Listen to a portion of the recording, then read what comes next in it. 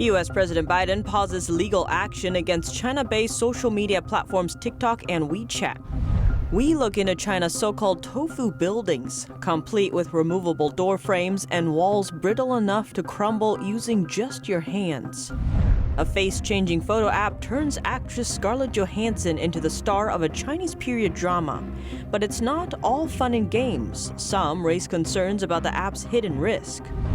President Biden is asked whether or not he'd punish China for withholding key information on the pandemic. And the Biden administration is seeking cooperation with European allies, especially in countering the Chinese regime. Welcome to China in Focus. I'm Tiffany Meyer. The start of the Year of the Ox in Taiwan, spiritual believers gathered in the historic Langshan Temple in Taipei City to celebrate the Lunar New Year. Elle Rhodes tells us more. Festivities last for 6 days in Taiwan, and here they've continued much as normal. But 26-year-old student Deng from Malaysia hasn't been able to return home. I think this pandemic is really bad. I'm not Taiwanese. I cannot go back home because of this pandemic. I can only stay here during the New Year holidays. I hope this pandemic quickly goes away so that we can all travel quickly. Taiwan has been applauded for its swift and sustained efforts to contain COVID-19. According to tallies compiled by the medical authorities, it has just 9 deaths and just over 900 confirmed cases. Businesswoman Huang is excited in praise of her country. Taiwan is number 1 in the world. Everyone should be brave in fighting the pandemic and live on strong. It's good to be alive and reverse the situation. Prosperity to all and everyone makes money. Happy New Year. Now is the start of the Year of the Ox. People here prayed for a year of good fortune and health. Elle Rhodes, NTD News. President Biden is pausing legal action against China-based social media platforms TikTok and Wechat. That's regarding the ban on the apps in the U.S. Former President Donald Trump sought to ban the apps, citing threats to U.S. national security, foreign policy, and economy.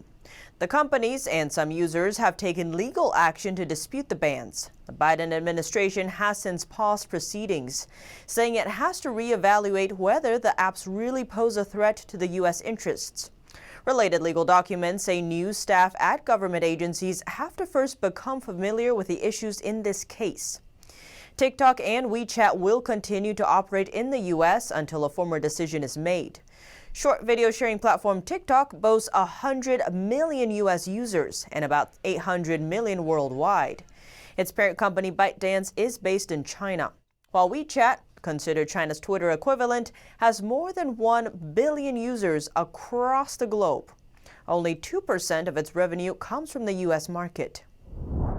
Now we turn to a Chinese app. The app is becoming increasingly popular in Taiwan because of a powerful function, face swapping. Users can switch their faces with actors in films. And the app can also transform actors like Scarlett Johansson into classical Chinese beauties. And all it takes is a photo upload. The app is called Qian, which means to act. But Taiwanese media reports authorities are raising concerns about the app. Users have to scan their faces in order to use the app. But because the app is developed by a Chinese company, the data could fall into the hands of the Chinese regime. The regime requires companies to hand over user data upon request by law. Taiwanese authorities also warn that the Chinese regime could use the data to establish profiles of Taiwanese citizens. Some Taiwanese politicians are raising concerns over a robot vacuum made in China. That's after an engineer found the device doing something alarming. NTD's Juliet Song has more. An engineer in Taiwan is discovering that a Chinese-made robot vacuum can send data back to a server in communist China.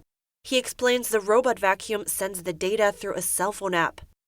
The data would first go to servers in Singapore, Hong Kong, and even Japan, and eventually go back to the main server in China. The Chinese regime requires by law that companies hand over user data whenever the regime asks. Your cell phone and your robot mop then could become a spy for the Chinese Communist Party. It's unclear what data the robot vacuum has collected and sent back to China so far. But a Taiwanese politician warns it can collect a lot of things. How come the robot vacuum can tell which way to go when cleaning the floor? It has a camera on the front and on the top. It's mapping your home. The engineer won't say the name of the brand, but he warns this robot vacuum requests twice as many cell phone permissions compared to Western ones. His finding is alerting some Taiwanese politicians and information security experts. And they're now calling on the government to tighten regulations over information security. Reporting by Juliet Song, NTD News. Chinese tech giant Tencent says Chinese authorities are investigating a company executive. It's over allegations of personal corruption. The Wall Street Journal reports he allegedly collected personal data from Wechat and then shared it with a former Chinese official who's being investigated for violating Chinese Communist Party rules. So the Tencent executive may be entangled in that case. He often met with regime officials in his role at Tencent. The Chinese regime often uses personal data collected by Wechat for its own surveillance operations. Arrests of Chinese communist spies in the U.S. are making headlines more and more often. Many Americans are now alarmed by Beijing's espionage operations. An expert tells us more about what's especially deceptive about Beijing's tactics. The Chinese Communist Party, or CCP, recruits non-Chinese people as spies. Not many people realize it's part of their strategy. An expert explains. They have recruited or tried to recruit non-Chinese since at least the 1930s. If somebody tells you that they only recruit Chinese people, don't listen to them. Brazil highlights the example of the 1930s American journalist Edgar Snow. Snow's book greatly influenced Americans' perception of the CCP. The book that became the bestseller that Edgar Snow wrote after his trip to Bao'an and the communist redoubt there, Red Star over China, is arguably the first major CCP intelligence international influence operation. Brazil also points to more contemporary examples of foreign recruits.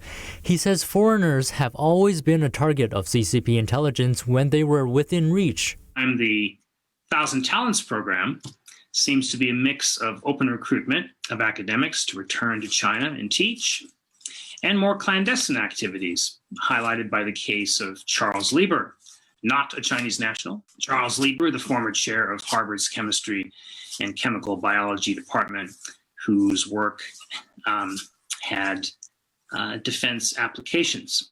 Brazil adds that many of the targets are recruited outside of China through online platforms such as LinkedIn.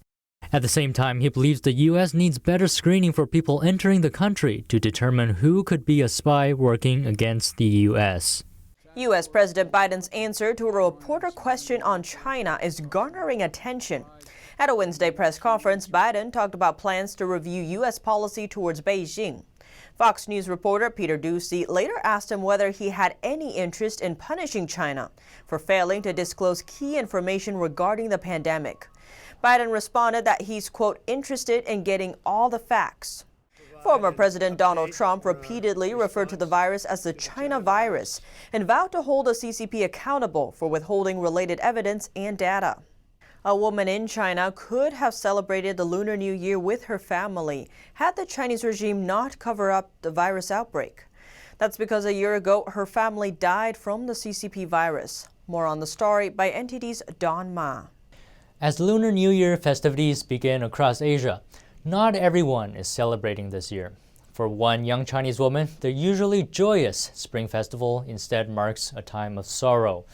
26-year-old Deng Wei still remembers the last time she spoke to her father and grandmother before they passed away a year ago.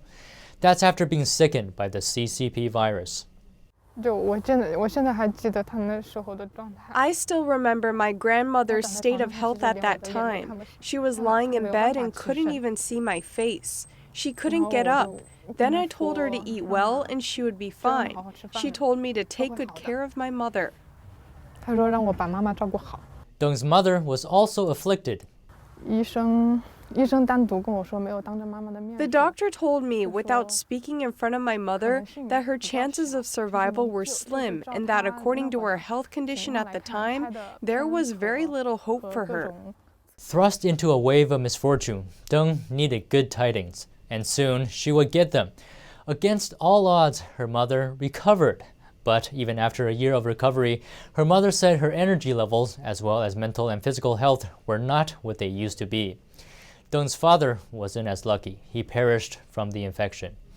She doesn't know for sure how her family caught the virus, but she had a guess. Last year, on January 6th and 7th, she had a family gathering of several dozen people. Around this time, several Wuhan doctors, including the famed Li Wenliang, had tried to raise alarm about the deadly virus. But authorities silenced them, accusing them of rumor mongering and disturbing the social order. In hindsight, the doctors were right to sound the alarm. Deng says she wishes Chinese authorities were more transparent about the dangers of the virus. She might have taken more precautions or canceled the family gathering altogether. Perhaps her father and grandmother's deaths could have been prevented. If the government had made an announcement earlier, it would have prevented a lot of harm. At least people would have taken precautions. Dr. Li himself later caught the virus and soon died from it.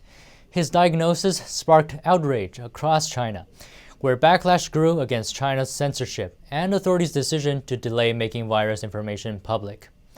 Don Ma, NTD News.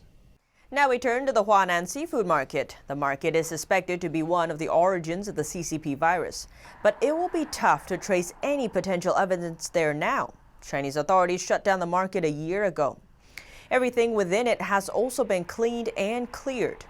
A volunteer that helped clean the market spoke with us about what he saw.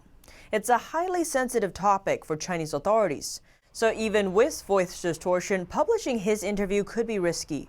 To better protect his identity, we'll repeat his accounts and give him a pseudonym, Zhang Meng. Prior to the cleaning, authorities had disinfected the market multiple times.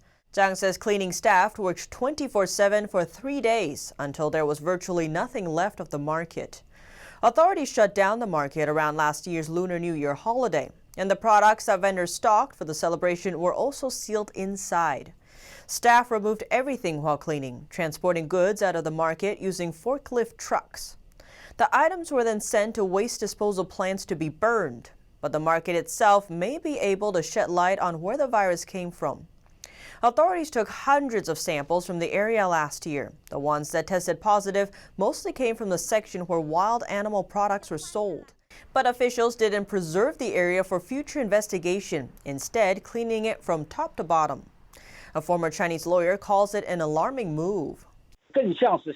Such cleaning is more like an effort to destroy the evidence and clear the scene, and a move that aims to wipe out everything they could find just doesn't make sense. The extensive cleaning process also hit local vendors hard. The owner of a fish shop inside the market also spoke with us. We've given him the pseudonym Tan Jun. Tan wasn't at his store when the cleaning began, as it was shut down, but he described watching authorities smash the fish tank in his store on TV. Tan says they also took all the valuables he kept there and even pried open his safe. His accounting book also went missing. But Tan isn't the only one affected. Volunteer Zhang Meng says authorities pried open safes inside thousands of stores in the market. Zhang says some of these vendors' accounting books also disappeared. A U.S.-based China News commentator questioned why the books appear to have been cleared out. Why? Could there be viruses in the account books? He suspects the authorities did it to wipe out clues pointing to the virus origin. What does this mean? This could mean that the Huanan seafood market imported animals with unknown origins, and one might be able to trace the origin by finding the seller through checking the account books. With the market now cleaned and sealed, these questions remain unanswered, but vendors are still suffering. Tan says there used to be more than 10,000 people working in the market, but over half of them have lost their jobs. Many remain unemployed and aren't getting unemployment benefits or help from authorities. As for Tan, he's now selling fish at another market, but business isn't as good as it used to be. He says he's lost 90% of his income. That's after he already lost over $70,000 as a result of the mass cleaning effort. He received just a few $100s in compensation. A number of Chinese cities are undergoing mass testing for the CCP virus, but Chinese citizens are questioning the accuracy of the test and the professionalism of the medical staff. NTD's Chen Han has more.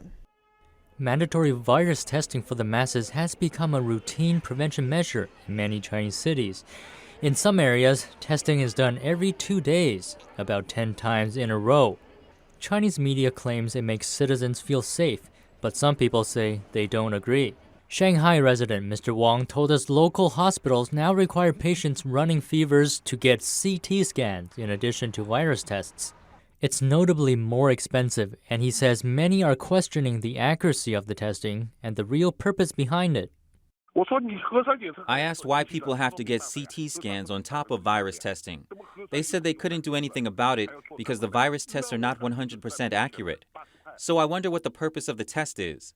I feel like they're cheating us out of money. Over 80 yuan for the test? Another citizen, Miss Wang, questioned why people are charged for such low accuracy tests.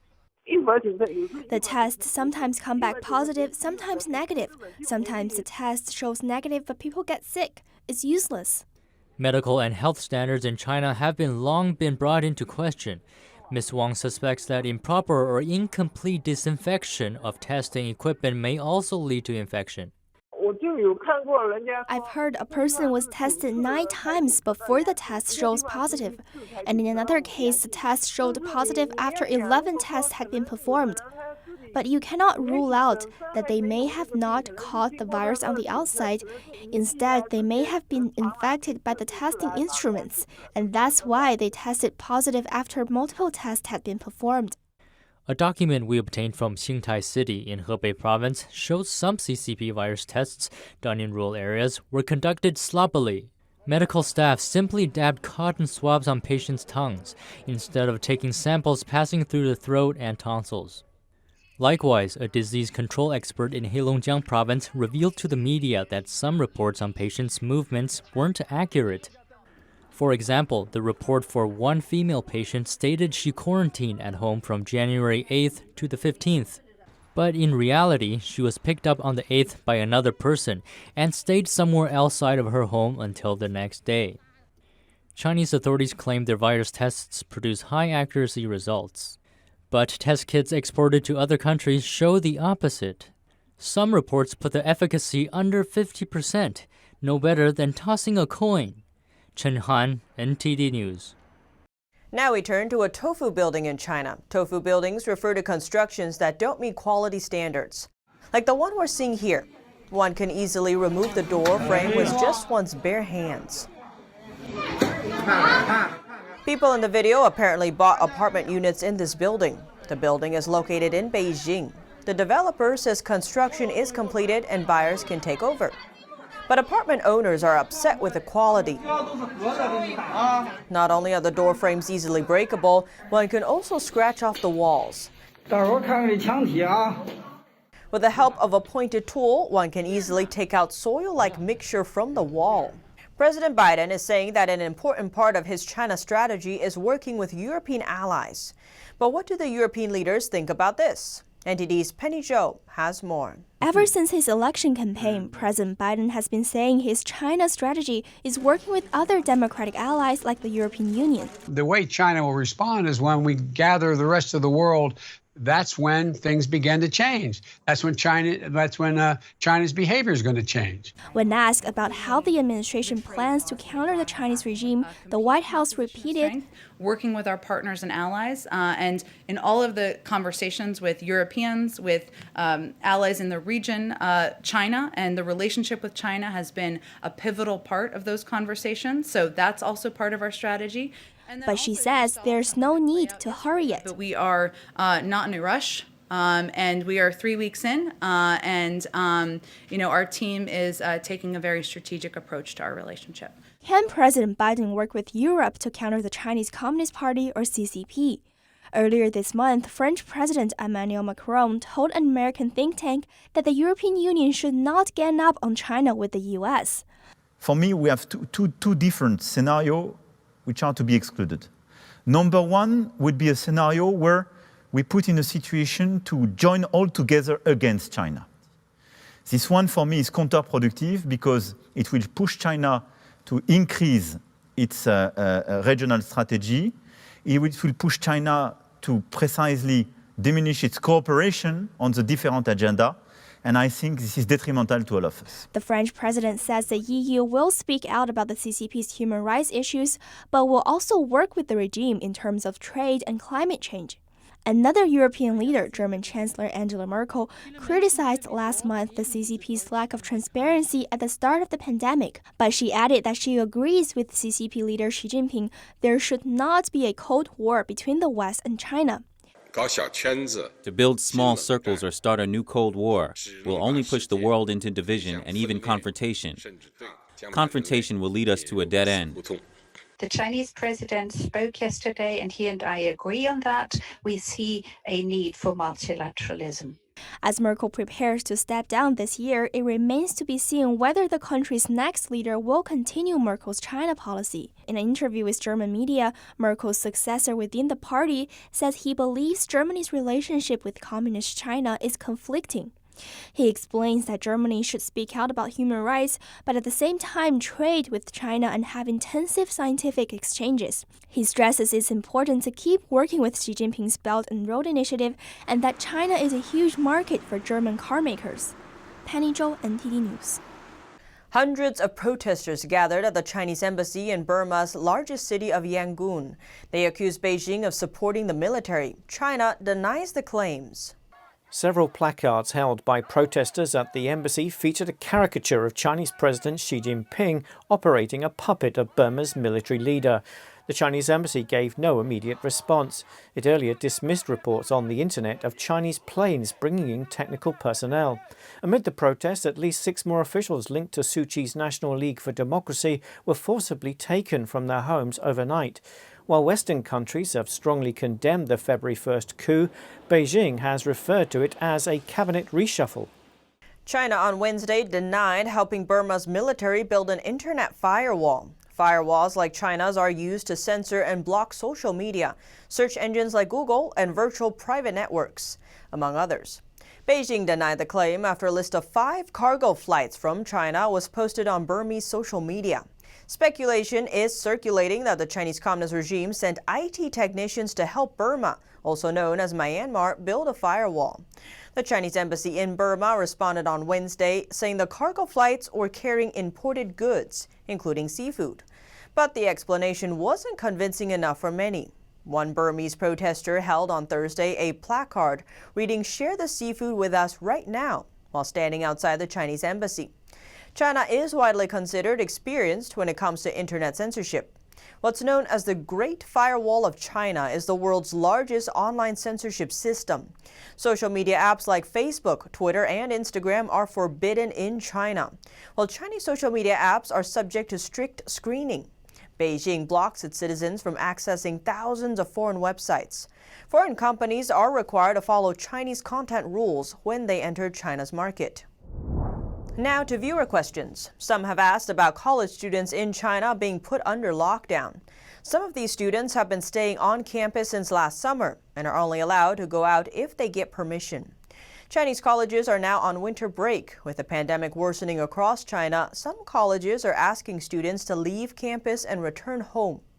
But some of the students' hometowns are recommending people living outside the area don't return for now. It's an effort to prevent more virus spread. Some students in China told us most of them are back home and under 14-day quarantine restrictions now. And that's all for today's China in Focus. Thanks for watching and see you next time. Hi, we're happy to announce that you can also catch us on cable TV now. Millions of households already choose us as one of their trusted news sources, and you can too. You can watch us in Chicago, Washington, D.C., New York, and many other cities as well. And if your system doesn't carry NTD yet, you can just give them a quick call and request NTD on your cable provider. Thank you for watching. See you next time.